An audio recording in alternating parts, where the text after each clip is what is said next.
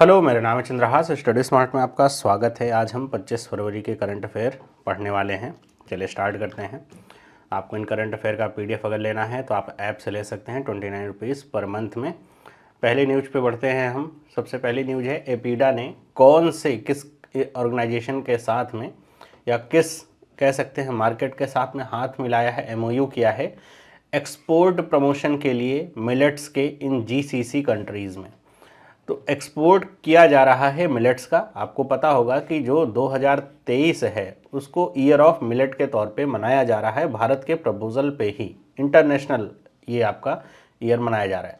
तो मिलेट से बनी हुई चीज़ें जो रेडी टू ईट हों, जिनको RTE कहा जा रहा है, और रेडी टू सर्व हों, RTS, ऐसी चीज़ें जो गल्फ़ कंट्रीज़ हैं वहाँ पे बेची जाए। इसके लिए आपने नाम सुन रखा होगा लुलु मॉल का, तो उसके लुलु हाइपर मार्केट जो है उसके साथ यहाँ पे हाथ मिलाया गया है। तो लुलु हाइपर मार्केट की गल्फ़ कंट्रीज़ में काफ़ी पहुँच है और इनका नेटवर्क भी काफ़ी मजबूत है। तो इनके ज़रिए ही इसे प्रचार प्रसार इसका किया जाएगा। तो यहाँ पे एपीडा की कुछ फुल फॉर्म से जो आपको पता होंगे, इससे एपीडा की फुल फॉर्म आपसे पूछी जा सकती है। तो इसकी फुल फॉर्म है agriculture and processed food product export development authority. आप देख सकते हैं नाम से ही समझ पा रहे हैं कि इसका काम क्या है, कि एक्सपोर्ट डेवलपमेंट अथॉरिटी है किसका, कि जो भारत में एग्रीकल्चर या प्रोसेस्ड फूड है उनको बाहर के देशों तक पहुंचाना। कि भारत में तो बहुत सारी चीज़ें बनती हैं, बाहर के देशों तक नहीं पहुंच पाती हैं। तो किसानों की इनकम को बढ़ाने के लिए ये एक्सपोर्ट को करने का काम करता है, ताकि डिफरेंट तरह की चीज़ें बाहर जा सकें। जीसीसी का मतलब गल्फ कोऑपरेशन कंट्रीज जो होती हैं उनको कहा जाता है जीसीसी। और यहाँ पे वही सारी बातें हैं जो मैंने आपको अभी बताई, कि जो भी रेडी टू ईट या रेडी टू सर्व मील है या फिर जो रेडी टू सर्व फूड है उसे ये जो गल्फ कंट्रीज़ हैं वहाँ पे पहुँचाया जाए। तो इसमें जो लुलु हाइपर मार्केट होगा यही काम करेगा, इनके मार्केटिंग का, इनके प्लेसमेंट का अलग अलग जगह पे, क्योंकि इनके बहुत सारे इंटरनेशनल रिटेल चेन्स हैं। और ये कहाँ से उठाएंगे प्रोडक्ट्स को, तो जो फार्मर प्रोड्यूसर्स ऑर्गेनाइजेशन है, जिसको इसकी फुल फॉर्म एग्जाम में पूछी गई, FPO, कि भाई इसका मतलब क्या होता है FPO का। तो farmers producer organization, farmer producers companies and women entrepreneurs and startups. याद रखिएगा, वुमेन एंटरप्रेन्योर्स, इनके द्वारा जो भी मिलेट्स से बनाई हुई चीज़ें होंगी उन्हें ये सोर्स करेगा, यहाँ से उठाएगा और गल्फ कंट्रीज तक पहुँचाएगा। लिखा है, it is estimated that the millet market to set to grow from its current market value of more than $9 billion to more than to over $12 billion, कि $9 बिलियन से इसका जो मार्केट है ये 2025 तक $12 बिलियन तक बढ़ने की उम्मीद करी जा रही है। मतलब with in a span of 2 year यहाँ पे $3 बिलियन का मार्केट बढ़ाया जा रहा है ना। आगे बढ़ते हैं, अगले क्वेश्चन पे चलते हैं। लिखा है, IREDA to establish office in Gujarat dash to finance renewable energy projects in foreign currency. कि फॉरेन करेंसी में जो रिन्यूएबल एनर्जी प्रोजेक्ट्स हैं उनको फाइनेंस करने का काम करने के लिए IREDA ने गुजरात के किस शहर में अपना एक ऑफिस खोला है। तो इसका सही जवाब है गिफ्ट सिटी, जो कि गांधीनगर में है। तो गिफ्ट सिटी का नाम आप जानते होंगे, इसको IFSC गिफ्ट सिटी के नाम से जाना जाता है, जो कि जिसका काम ही है इस तरह के। वहाँ पे आप देखते हो कि कई तरह के जो बैंक्स होते हैं वो खोले जा रहे हैं, ऑफिस उनकी खुल रही हैं। इसका काम है कि इस तरह के ऑफिस को अपॉर्चुनिटीज़ प्रोवाइड करना, जहाँ पे जो विदेशी इस तरह की कंपनियां हैं और भारतीय जो कंपनियां हैं जो विदेश में डील करना चाहती हैं, फाइनेंस करना चाहती हैं, उनको सब एक ही जगह प्लेटफॉर्म मिले। तो इस सिटी में ऑफिस खोला गया है और इसको ओवरसीज ऑफिस की तरह दिखाया जाएगा। लिखा है, the office at the gift city Gandhinagar will classified as an overseas office. की मतलब ये इंडियन ऑफिस नहीं, विदेशी ऑफिस की तरह इसको कहा जाएगा, ताकि जो फॉरेन एक्सचेंज हेजिंग कॉस्ट है उससे बचा जा सके, है ना। विदेशी ऑफिस होगी तो जो हेजिंग कॉस्ट, हेजिंग का मतलब होता है अपने नुकसान को या फिर अपने घाटे को कम करना। जब भी आप फॉरेन करेंसी में डील करते हैं, तो मान लीजिए आपने फॉरेन करेंसी में कोई वस्तु खरीदी, अभी तो उसकी वैल्यू 80 रुपये के बराबर है, बाद में उसकी अगर फॉरेन करेंसी की जो वैल्यू है 80 रुपये से आपकी बढ़ गई, तो फिर मान लीजिए आपने $1 किसी से उधार लिया हुआ है, $1 अगर आपने उधार लिया हुआ है, तो आपको तो लग रहा है चलो इंडियन करेंसी के हिसाब से 80 रुपये लेट से है। लेकिन जब आप उसे वापस करोगे उस समय अगर $1 की कीमत 100 रुपये के बराबर हो गई, तो वो तो कहेगा $1 ही चाहिए ना, मुझे $1 दिया था तो $1 चाहिए, आप 80 रुपये नहीं लौटा सकते। तो $1 देने के लिए तब आपको 100 रुपये देने पड़ेंगे। तो यहाँ पे आपका क्या हो रहा है, नुकसान हो रहा है। अगर यही डॉलर की कीमत कम होकर के 60 रुपये हो जाती तो आपको फ़ायदा होता, क्योंकि आप तो एक ही डॉलर देते हो, 60 ही रुपये देते $1 हो जाता। तो ये इसी नुकसान को कम करने को कहा जाता है हेजिंग। तो ये अगर ओवरसीज़ ऑफिस की तरह क्लासीफाई करेंगे तो इस तरह के जो नुकसान होते हैं उनसे बच पाएंगे। अगर हम बात करें इसकी फुल फॉर्म क्या है, तो Indian renewable energy development agency इसकी फुल फॉर्म है। याद रखिएगा, रिन्यूएबल एनर्जी के क्षेत्र के सवाल आजकल बहुत आपके बन रहे हैं, तो इसकी फुल फॉर्म पूछी जा सकती है। इसके सीएमडी कौन है? प्रदीप कुमार दास हैं इसके चेयरमैन एंड मैनेजिंग डायरेक्टर। और इन्होंने क्या बताया कि जो ग्रीन टैक्सोनॉमी है to raise approximately 25 lakh crore fund for green energy projects by 2030। 2030 तक करेंगे 25 लाख करोड़ रुपए के फंड होंगे यहाँ पे ग्रीन एनर्जी के प्रोजेक्ट्स के लिए। तो उसी के लिए सारे प्रयास ऐसे किए जा रहे हैं। आगे बात करते हैं अगले सवाल पे। लिखा है union minister doctor Jitendra Singh, इन्होंने कहा है कि इंडिया की जो बायो इकॉनमी है वो 300 बिलियन US$ का आंकड़ा पार कर जाएगी। कब तक? तो इसका सही जवाब है 2025 तक। डी वाला ऑप्शन इसका करेक्ट है। इस तरह की जो डेट होती है और इस तरह की जो अनाउंसमेंट होते हैं उसमें डेट ही ज़्यादातर पूछी जाती है। या तो ये अमाउंट पूछा जाएगा कि 300 बिलियन डॉलर कितना है, तो वो 300 बिलियन डॉलर है। कब तक? तो 2025 तक। तो जो बायो इकॉनमी है इसकी बात करी जा रही है। ये सब आपके जो नेट जीरो होने वाला जो प्रयास चल रहा है भारत का 2070 तक, उसी के तहत ये सारी चीज़ें करी जा रही हैं ताकि जो ग्रीन इकॉनमी है उसको बढ़ावा दिया जा सके, ऐसी चीज़ें बनाई जा सके जो रिसाइकल हो सकती हैं, जो डिकम्पोज हो सकती हैं। तो उसकी इकॉनमी की बात यहाँ पे हो रही है। लिखा हुआ है the inaugural I2U2 business forum was held at. ये इंपॉर्टेंट सवाल है, याद रखिएगा। ये इनॉग्रल सेशन था I2U2 का, कहाँ पे हुआ था? तो ये हुआ था अबू धाबी UAE में। डी वाला ऑप्शन इसका भी सही है, अबू धाबी UAE में है, तो वहीं पे इसका ऑर्गेनाइजेशन हुआ था। अब ये इनॉग्रल सेशन था। अब I2U2 का मतलब भी आपको पता होना चाहिए। I2U2 का मतलब होता है, इसमें कंट्रीज़ के नाम है, I for India and Israel and U for UAE and US। तो ये एक 4 ऐसे कंट्रीज़ का ग्रुप है, एक बिजनेस ग्रुप है। इसको बनाया गया है ताकि इन चारों कंट्रीज़ की जो टेंजिबल इकोनॉमिक कॉपरेशन है इनके बीच में अलग अलग सेक्टर, जैसे फूड सिक्योरिटी हो गया, वाटर हो गया, एनर्जी हो गया, स्पेस हो गया, ट्रांसपोर्टेशन हो गया, हेल्थ एंड टेक्नोलॉजी सेक्टर हो गया, इन सब में आपस में सहयोग करके आगे बढ़ा जा सके। इस मीटिंग के तहत भारत के लिए एक चीज़ ये भी रही कि इस मीटिंग में ही इंडिया जो है वो अभी UAE के द्वारा जो लॉन्च किया गया है agriculture innovation mission for climate, ये इसका भी मेंबर जो भारत है बन चुका है। तो इसको UAE और US ने COP26 में लॉन्च किया था, अब भारत भी इसका मेंबर बन चुका है। इसी में ये भी बात पता चली कि UAE जो है वर्तमान समय 2 बिलियन US$ का जो इन्वेस्टमेंट है भारत में, उसके जो साधन है, मतलब कहाँ पे इन्वेस्ट किया जाए उसके लिए एक्सप्लोर कर रहा है अपॉर्चुनिटीज़। कौन से क्षेत्र में? Integrated agriculture facility across India and development of a 300 megawatt wind and solar power plant in Gujarat.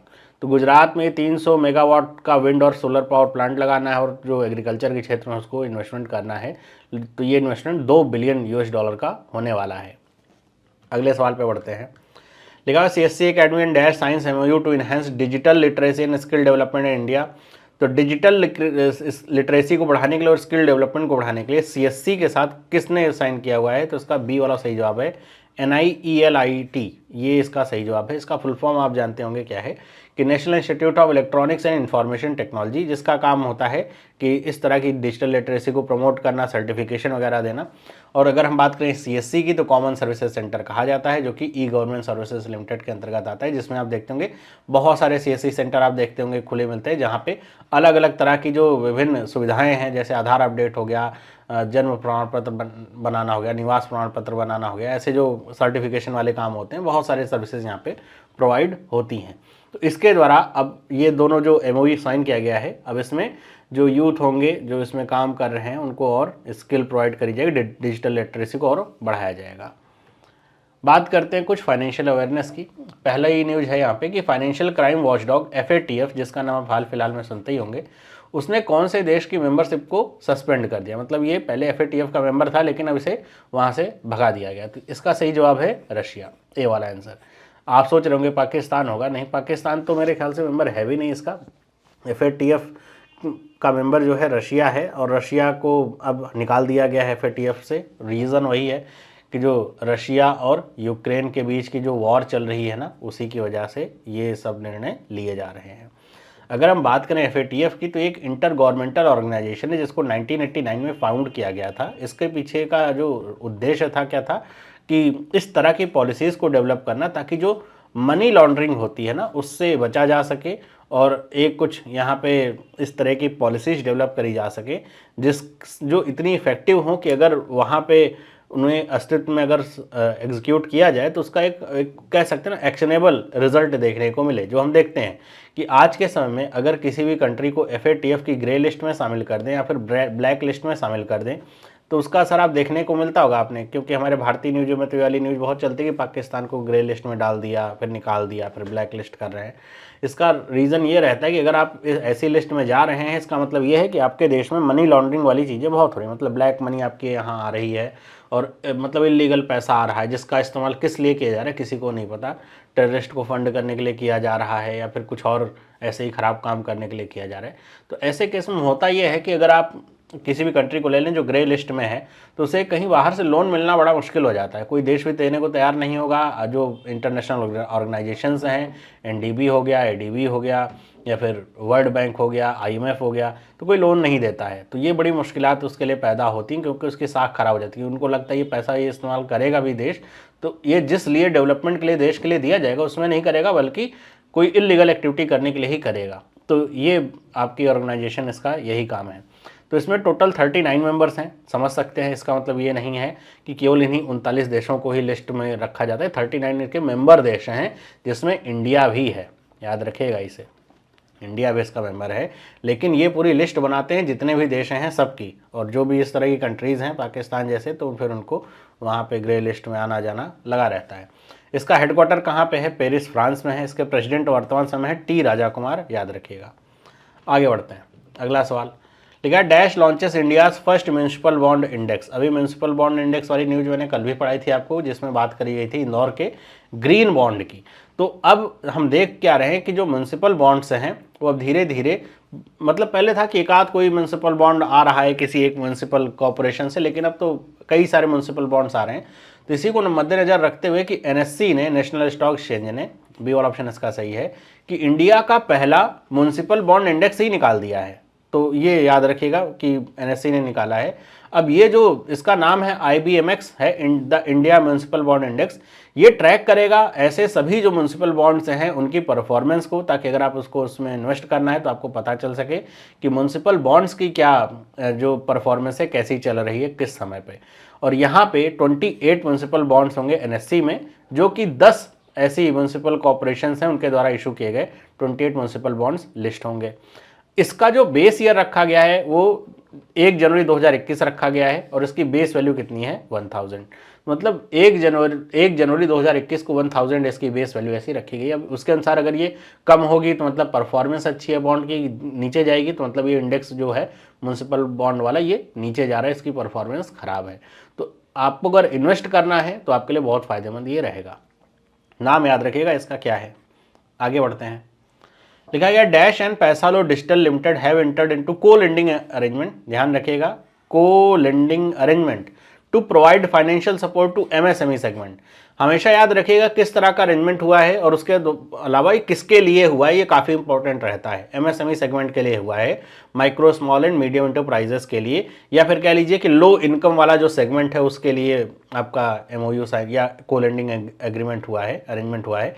इसका सही जवाब है कर्नाटका बैंक। कर्नाटका बैंक और पैसालो डिजिटल के साथ ये अरेंजमेंट यहाँ पे प्राप्त हुआ है। को लेंडिंग का मतलब ये होता है कि को लेंड करने का प्रयास करेंगे दोनों ही। पैसालो डिजिटल क्या है? एक नॉन डिपॉजिट टेकिंग NBFC है। NBFC के कई सारे टाइप्स होते हैं ना, नॉन बैंकिंग फाइनेंशियल कंपनीज, तो इनमें एक होती है नॉन डिपॉजिट टेकिंग NBFC, मतलब कि इस तरह की NBFC किसी भी तरह का डिपॉजिट नहीं लेती है अपने कस्टमर से। इसका काम केवल लोन बांटने का ही होगा, डिपॉजिट नहीं लेती है। NBFC वैसे भी डिपॉजिट नहीं लेती हैं, केवल FD के रूप में ही डिपॉजिट लेती हैं, बाकी डिपॉजिट नहीं लेती। जो NBFC डिपॉजिट लेते हैं उनको डिपॉजिट टेकिंग कहा जाता है, जो नहीं लेते इनको नॉन डिपॉजिट टेकिंग कहा जाता है। यहाँ पे इसको शॉर्ट फॉर्म में ऐसा लिखा जाता है NDNBFC। तो याद रखिएगा NDNBFC का मतलब नॉन डिपॉजिट टेकिंग होता है। अब ये जो अरेंजमेंट है इसमें क्या होगा कि the arrangement will leverage Karnataka bank's low cost of funds and its end to end digital capabilities and Paisalo to help the sourcing, serving and recovery of small ticket priority sector loans. मतलब Paisalo digital चूंकि एक non deposit taking NBFC है तो इसकी ऐसे area में इसका network काफ़ी अच्छा होगा, तो ये अपने नेटवर्क के माध्यम से जो लोन होगा उसको प्रोवाइड करने का काम करेगा और उनको सर्व करने का प्रयास करेगा, साथ ही साथ रिकवरी का भी काम करेगा। वहीं फंड आएगा कहाँ से, तो आएगा कर्नाटका बैंक से, है ना। कर्नाटका बैंक का लो कॉस्ट फंड होगा और उसकी जो digital end to end capabilities उसका प्रयोग किया जाएगा। तो दोनों एक दूसरे, इसीलिए इसको को लेंडिंग कहा जाता है कि दोनों अपने तरफ की जो बेस्ट चीज़ें हैं उसको मिलाएंगे और फिर उससे ये एग्रीमेंट आपका आगे चलेगा। इसी तरह का एक और एग्रीमेंट हुआ है, लिखा है कि किसने money wise financial services private limited के साथ एमएसएमई को लेंड करने के लिए एक को लेंडिंग पार्टनरशिप करी है। तो इसका सही जवाब है सेंट्रल बैंक ऑफ इंडिया, सी वाला। मनी वाइज के साथ किसने करी है, सेंट्रल बैंक ऑफ इंडिया ने। अब तो आप समझ रहे हैं इसका मतलब क्या है कि इस को लेंडिंग एग्रीमेंट का मतलब क्या है। मनी वाइज फाइनेंशियल सर्विस भी एक क्या है, नॉन बैंकिंग फाइनेंशियल कंपनी है जो एमएसएमई लेंडिंग में ही फोकस्ड है, इसका काम ही यही, इसीलिए तो इसके साथ किया गया है। आगे बढ़ते हैं। एक आपकी मिसलेनियस न्यूज है कि ट्रेड बॉडीज जो है उन्होंने इंडिया और किस देश के बीच में होने वाले बाईलेटरल पल्सेस ट्रेड के लिए एमओयू को साइन किया हुआ, ताकि इन दोनों देशों के बीच में जो पल्सेस का ट्रेड है वो और अच्छा हो सके। और इन पल्सेस में जो आपकी तुअर दाल होती है और जो ब्लैक मतापे जो पी होती है, दाल होती है, उन सबको ऐसा रखा गया है।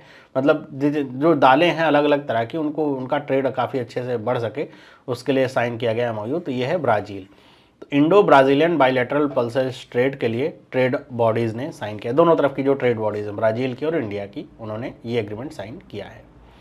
तो ये थे आज के करंट अफेयर। मुझे उम्मीद है आपको ये समझ में आए होंगे, क्या इंपॉर्टेंट चीज़ें थी मैंने आपको बताई। बाकी आपको इसका अगर पीडीएफ चाहिए तो 29 रुपीज़ पर मंथ में आप ले सकते हैं इसका पीडीएफ ऐप से।